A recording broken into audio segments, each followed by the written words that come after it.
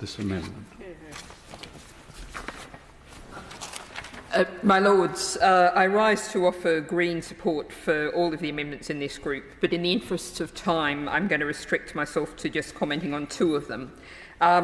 It's a pleasure to follow the Noble Earl of Caithness, and I feel as, due to my Australian origins, I'm constitutionally obliged to make a contribution on wildfires, which for most of my use I would have called bushfires.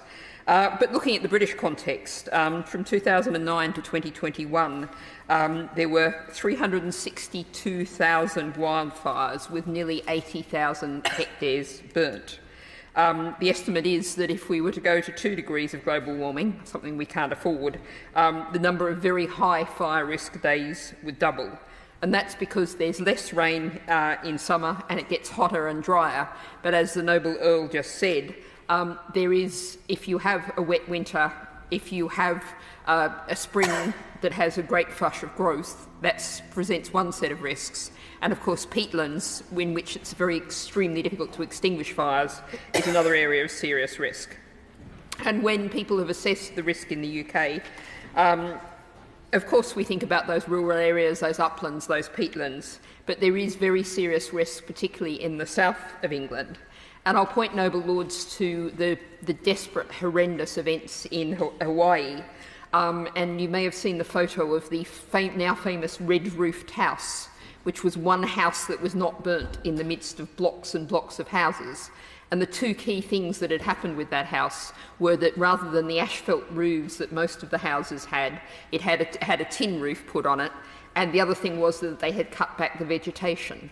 And if you want a demonstration in which the way of preparation is so absolutely crucial, planning, thinking about guiding the people of the UK who are really not very used to thinking about fires to prepare for the risks ahead, I think that's really crucial.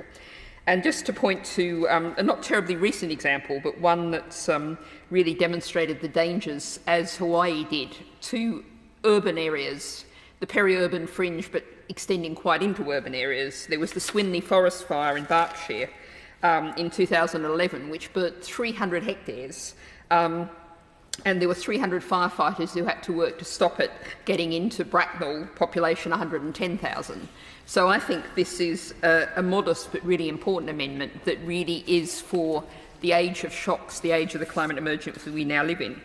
The other amendment I wanted to speak to is the one in the name of the Noble Lady Baroness Hayman of Ulloch, of whom I'm afraid I haven't, I know the Noble Lady hasn't introduced it yet, but I think I'm in the right order. And this is an amendment to which I attach my name, calling for the government to publish a green prosperity plan. Now, I was thinking about how I might present this to the government as an idea that would be attractive to them. Now, I would say that the climate emergency is something the world needs to cooperate in tackling and dealing with. But nonetheless, we have a current global geopolitical situation where we see the US, through the Inflation Reduction Act, lined up against the EU through the Green Deal industrial plan for the net zero age. Perhaps I'll just call it a European Green Deal, New Deal for shorthand. And both of those major international economies are putting huge resources into tackling, setting up the technological framework we need as one part of dealing with the climate emergency. Now, your Lordship's House hardly needs to be remembered to refer to how often the government likes to talk from the benches opposite about being world-leading. Well, it's very clear that the US has led in investing in a green economy and investing in a green industrial strategy, and the EU has reacted. And just to look at some figures on this, and these figures are open to calculation, but one set of figures I saw calculated that the EU is planning in public spending over 10 years the equivalent of $440 billion US dollars. The IRA in the US, the Inflation Reduction Act, is $336 billion. Now, this is a modest amendment. This is a draw up a plan, look at to see what we could do amendment. Now, I'm going to put this in the framework of time. The EU and the US have already acted. We know that in a year's time, more or less, one way or another, we will have a new government.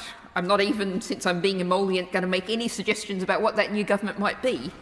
But what your Lordship's House could do, what the government could do by backing this amendment, is by having set out a plan directing the civil service to look in a strategic way, given the current situation we're in globally, about what the UK could be doing, and that could set up the new government, whatever it looks like, to be ready to act, as surely we need to act, given we're very clearly world trailing on green industrial strategy, and we desperately need to catch up.